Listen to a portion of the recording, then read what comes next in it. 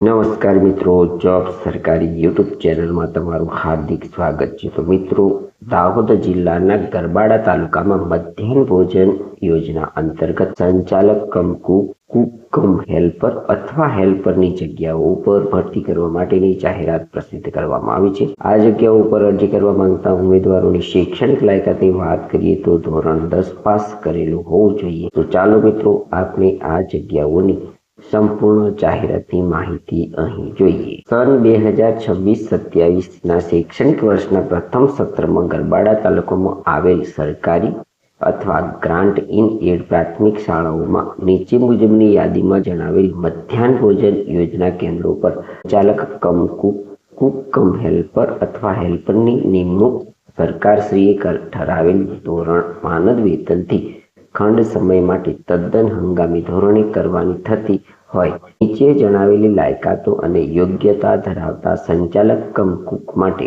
ઓછામાં ઓછી લાયકાત ધોરણ 10 પાસ તથા રસોયા મદદનીશની જગ્યા માટે સ્થાનિક ઉમેદવારો પાસેથી અરજીઓ મંગાવવામાં આવે છે. આ અંગેના અરજી ફોર્મ મામલતદાર કચેરી ગરબાડા શાખામાંથી કચેરીના ચાલુ કામકાજના દિવસોના સમય દરમિયાન મોડામાં મોડા 20/5/2026 સુધીમાં અરજી ફોર્મ મેળવી લઈ અરજી ફોર્મમાં જણાવેલ તમામ હકીકત સંપૂર્ણ ભરી જરૂરી લાયકાતના પ્રમાણપત્રો, જાતિનો દાખલો વગેરેની પ્રમાણિત નકલો સામેલ રાખી ભરેલ અરજી ફોર્મ મામલતદાર કચેરી અભયમ શાખાને મોડામાં મોડા 30/5/2026 સુધીમાં રૂબરૂમાં મોકલી આપવાનું રહેશે. મિત્રો, અહીં તમારે મામલતદાર કચેરી ગરબાડા અભયમ શાખામાંથી ફોર્મ મેળવી અને તે ફોર્મને માગ્યા મુજબની માહિતી ભરી તારીખ 30/5/2026 સુધીમાં અહીં આપવામાં આવેલા સરનામે તમારે મોકલી આપવાનું રહેશે. મિત્રો, અહીં સંચાલક કમ કુક માટે પરિશિષ્ટ 1માં જે જગ્યાઓ છે તેની માહિતી આપવામાં આવી છે તે આપણે પ્રથમ જોઈએ. ક્રમ નંબર 1 છે મિત્રો કેન્દ્ર નંબર 2 ધોરણ ખાલી જગ્યાઓને કેન્દ્ર અથવા પ્રાથમિક શાળાનું નામ આ ટેબલમાં આપણને આપવામાં આવ્યું છે. પ્રથમ શાળાનું કેન્દ્ર નંબર છે 20. અહીં ધોરણની વાત કરીએ તો 1 થી 5 સુધીની શાળા છે. ખાલી જગ્યા 1 છે.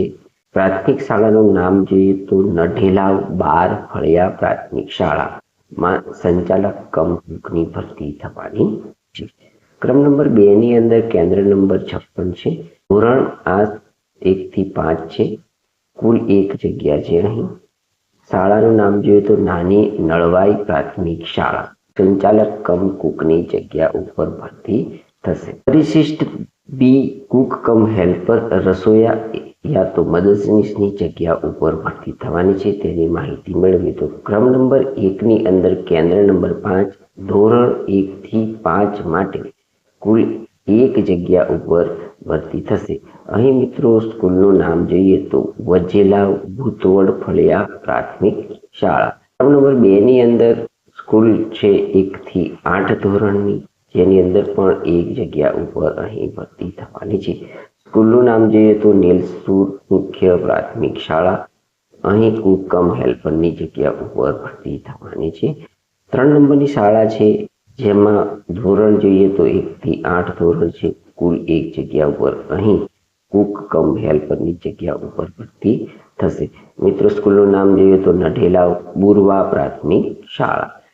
ક્રમ નંબર 4 ની અંદર છે 1 થી 5 ધોરણ. અહીં કુલ 1 કુક કમ હેલ્પરની જગ્યા ઉપર ભરતી થવાની છે. સ્કૂલનું નામ જોઈએ તો ભરસડા જેલા ફળિયા પ્રાથમિક શાળા. 5મા નંબરની અંદર સ્કૂલ છે 1 થી 5 ધોરણ. અહીં કુલ 1 જગ્યા ઉપર ભરતી થવાની છે. સ્કૂલનું નામ જોઈએ તો દેવધા મુખ્ય પ્રાથમિક શાળા. સ્કૂલ છે 1 થી 8 ધોરણ. અહીં કુલ 1 જગ્યા ઉપર ભરતી થવાની છે. આ સ્કૂલનું નામ છે ભીલોઈ પ્રાથમિક શાળા. મિત્રો, 7 નંબરની સ્કૂલ છે 1 થી 8 ધોરણ. અહીં કુલ 1 જગ્યા ઉપર ભરતી થવાની છે. આ સ્કૂલનું નામ છે ગરબાડા કન્યા પ્રાથમિક શાળા.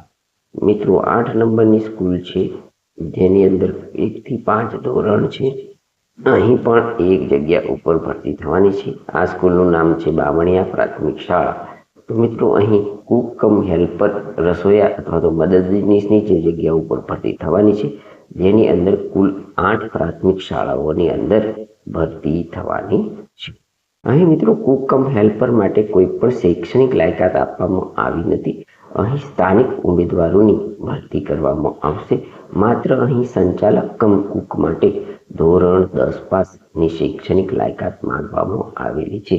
તો અહીં સ્થાનિક જે ઉમેદવારો છે અને કુક કમ હેલ્પર અથવા હેલ્પરની જગ્યા ઉપર નોકરી કરવા માંગતા હોય તેમજ સંચાલક કમ કુકની અંદર નોકરી કરવા માંગતા હોય તો આપેલી તારીખ સુધીમાં તમારે મામલતદાર કચેરી કડબારાથી અભયમ શાખામાંથી આ અરજી ફોર્મ મેળવી અને તેમાં માંગ્યા મુજબના ડેટા અપડેટ કર્યા પછી તમારે 30/5/2026 સુધીમાં રૂબરૂમાં મામલતદાર કચેરી મભઈ શાખાને મોડામાં મોડી મોકલી આપવાની રહેશે.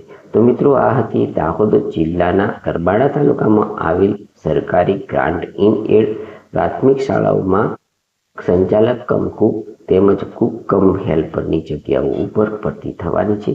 જે જાહેરાતની સંપૂર્ણ માહિતી આપનો વિડીયો જો તમે સ્થાનિક ઉમેદવાર હોય તેમજ ધોરણ 10 પાસ ઉમેદવારો હોય અને મધ્યાહન ભોજન યોજનામાં નોકરી કરવા ઈચ્છા ધરાવતા હોય તો જરૂરથી અહીં આપવામાં આવેલી તારીખો સુધીમાં તમારે અરજી કરી દેવાની રહેશે. જો તમને આ જાહેરાતની માહિતી આપતો વિડીયો પસંદ આવ્યો હોય તો અમારી YouTube ચેનલ જોબ સરકારીને જરૂરથી સબસ્ક્રાઇબ કરો, વિડીયોને લાઈક કરો અને તમારા મિત્રોને પણ આ વિડીયો શેર કરો. ધન્યવાદ. આભાર.